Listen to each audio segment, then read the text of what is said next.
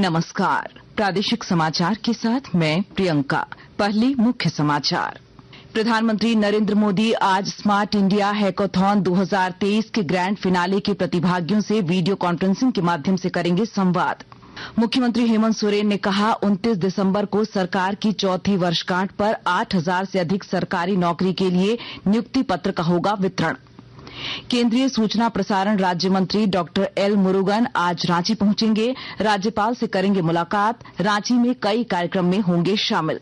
राष्ट्रीय जांच agency NIA ने आतंकी लिंक को लेकर झारखंड सहित 4 राज्यों में की छापेमारी, 8 गिरफ्तार। और झारखंड में 22 से बादल छाये रहने की उम्मीद। रांची में कांके का तापमान 4 डिग्री सेल्सियस पहुंचा, शीतलहर चलने की संभावना। और अब समाचार विस्तार से।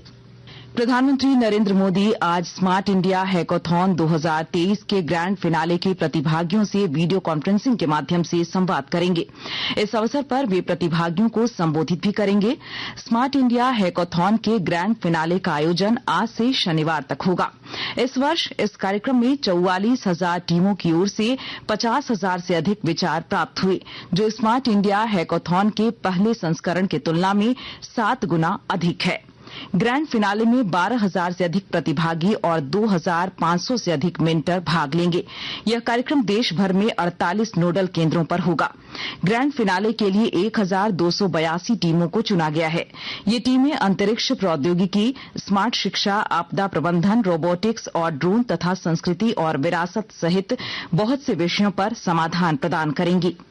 मुख्यमंत्री हेमंत सोरेन ने कहा है कि 29 दिसंबर को सरकार की चौथी वर्षगांठ पर 8,000 सरकारी नौकरी के लिए नियुक्ति पत्र का वितरण किया जाएगा। कल हजारीबाग के इचाक में आपकी योजना आपकी सरकार आपकी द्वार कार्यक्रम के दौरान मुख्यमंत्री ने कहा कि अब तक राज्य सरकार ने 25 से 30,000 सरकारी नौकरी युवाओं को दी है।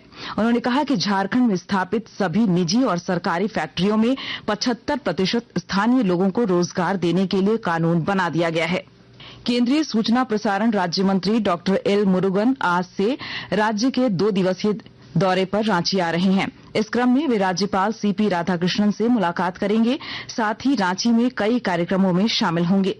आज रात्रि विश्राम वे राजभवन में करेंगे। केंद्रीय राज्य मंत्री कल नई दिल्ली के लिए प्रस्थान करेंगे। संसद में डाकघर विधेयक 2023 पारित कर दिया गया। लोकसभा ने कल इसे मंजूरी दे दी। यह विधेयक भारतीय डाकघर अधिनियम 1898 का स्थान लेगा। विधेयक के प्रावधानों के अनुसार डाक सेवा महानिदेशक को भारतीय डाक का प्रमुख नियुक्त किया जाएगा। महानिदेशक के पास सेवाओं के शुल्क और डाक टिकटों की आपूर्ति सहित विभिन्न मामलों पर नियम बनाने का अधिकार होगा। झारखंड विधानसभा के शीतकालीन सत्र का आज तीसरा दिन है। आज भी सदन की कार्यवाही हंगामेदार होने के आसार हैं। इससे पहले कल सदन की कार्यवाही शुरू होते ही भाजपा के विधायकों ने जमकर नारेबाजी की। भाजपा विधायकों ने धीरज साहू के मुद्दे पर प्रदर्शन किया। इधर झारखंड मुक्ति मोर्चा ने केंद्र सरकार को घेरा। वन अधिकार कानून में संशोधन के मामले में झामुमो विधायकों ने विरोध किया और धरने पर बैठ गए। हजारीबाग में प्रधानमंत्री उज्ज्वला योजना के तहत दिए जा रहे निःशुल्क गैस कनेक्शन से महिलाओं को लाभ पहुंच रहा है। विस्तृत ब्यौरा दे रहे हैं हमारे संवाददाता। प्रधानमंत्री उज्ज्वला योजना के तहत दिए जा रहे निःशुल्क गैस कनेक्शन से महिलाओं को फायदा हो रहा है। कल तक खाना बनाने में ईंधन के तौर पर जलाए जा रहे कोयला, लकड़ी और उपले से उठने वाले धुआं से गांव देहात की अधिकांश महिलाओं को भारी मुश्किलों का सामना करना होता था। अब निःशुल्क गैस कनेक्शन मिलने से गांव की महिलाओं को परिवार के लिए खाना बनाने में धुआं से निजात मिल रही है। धुआं रहित रसोई से महिलाओं के स्वास्थ्य भी प्रभावित होने से बचेगा।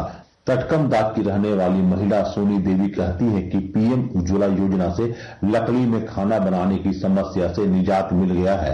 उन्होंने प्रधानमंत्री नरेंद्र मोदी को उज्ज्वला योजना के लिए धन्यवाद दिया है। गौरव प्रकाश, आकाशवाणी समाचार, हजारीबाग। आकाशवाणी के ताजा तरीन समाचारों के लिए आप हमारी वेबसाइट newsonair.com पर लॉग ऑन कर सकती हैं। ताजा समाचार X handle @AIR news alerts और Facebook page all India radio news पर भी उपलब्ध है। आप प्रादेशिक समाचार एकांश के X handle @AIR news _Ranchi और फेसबुक, इंस्टाग्राम पेज तथा YouTube channel AIR news Ranchi पर भी हमारे बुलेटिन सुन सकते हैं। प्रादेशिक समाचार आप आकाशवाणी रांची से सुन रहे हैं। शेष समाचार इस विराम के बाद। पिछले 2 साल से लोगों के उत्साह को देखते हुए 15 नवंबर के दिन माननीय मुख्यमंत्री श्री हेमंत सोरेन द्वारा फिर से आपकी योजना, आपकी सरकार, आपके द्वार कार्यक्रम का शुभारंभ किया गया। हम लोगों ने ये प्रयास किया है, सरकार आपके द्वार के माध्यम से सरकार की आंखें, सरकार की आवाज राज्य के अंतिम व्यक्ति तक पहुंचे और हर एक व्यक्ति को विकास के कड़ियों से हम जोड़े। इस अभियान के अंतर्गत अबुआ आवास योजना, गुरुजी स्टूडेंट क्रेडिट कार्ड जैसी योजनाओं को लेकर आवेदन लिया जाएगा। अभियान में लाखों स्टूडेंट्स को साइकिल खरीदने हेतु राशि भी दी जाएगी। इस कार्यक्रम के जरिए सभी वर्ग के जरूरतमंदों को सरकार की कल्याणकारी योजनाओं से जोड़ा जाएगा। देने आपको अधिकार, फिर से हेमंत सरकार आ रही आपके द्वार। इस कार्यक्रम के तहत 24 नवंबर से 26 दिसंबर तक शिविरों का आयोजन किया जाएगा और शिविर में आने वाले प्रत्येक लाभार्थियों के बीच पौधे का वितरण किया जाएगा। सूचना एवं जनसंपर्क विभाग, झारखंड सरकार द्वारा जनहित में प्रसारित। प्रादेशिक समाचार में आपका फिर स्वागत है। राष्ट्रीय जांच एजेंसी NIA ने आतंकी लिंक को लेकर झारखंड सहित 4 राज्यों में कल छापेमारी की और 8 को गिरफ्तार किया। आतंकी संगठन Islamic state of Iraq and Syria ISIS के खिलाफ NIA की यह कार्रवाई झारखंड के बोकारो और जमशेदपुर के अलावा कर्नाटक के बेल्लारी, बेंगलुरु, महाराष्ट्र के अमरावती, मुंबई, पुणे और दिल्ली में की गई। इस दौरान जमशेदपुर से शहबाज उर्फ जुल्फिकार को NIA ने गिरफ्तार किया। वहीं बेल्लारी से मिनाज उर्फ सुलेमान, सैयद समीर, बेंगलुरु से मुनरुद्दीन, सईद समीउल्लाह, मुजम्मिल, मुंबई से अनस इकबाल शेख और दिल्ली से शैन रहमान को गिरफ्तार किया गया। जांच एजेंसी ने इस छापेमारी में भारी मात्रा में विस्फोटक पदार्थ, आपत्तिजनक दस्तावेज और डिजिटल डिवाइस भी जब्त किए हैं। विकसित भारत संकल्प यात्रा के तहत कल चतरा के टंडवा प्रखंड के कोयत पंचायत भवन में ग्रामीणों ने एक साथ विकसित भारत बनाने का संकल्प लिया। इस दौरान ग्रामीणों को केंद्र सरकार द्वारा संचालित विभिन्न जन कल्याणकारी योजनाओं के बारे में जानकारी भी दी गई। जागरूकता रथ के जरिए देश में हो रही आर्थिक तरक्की से सभी को अवगत कराया गया। इधर पिपरवार के बेंती पंचायत में कल विकसित भारत संकल्प यात्रा जनसंवाद गाड़ी में स्टार्टअप और उससे जुड़े स्टार्टअप इकोनॉमी के बारे में जानकारी दी गई।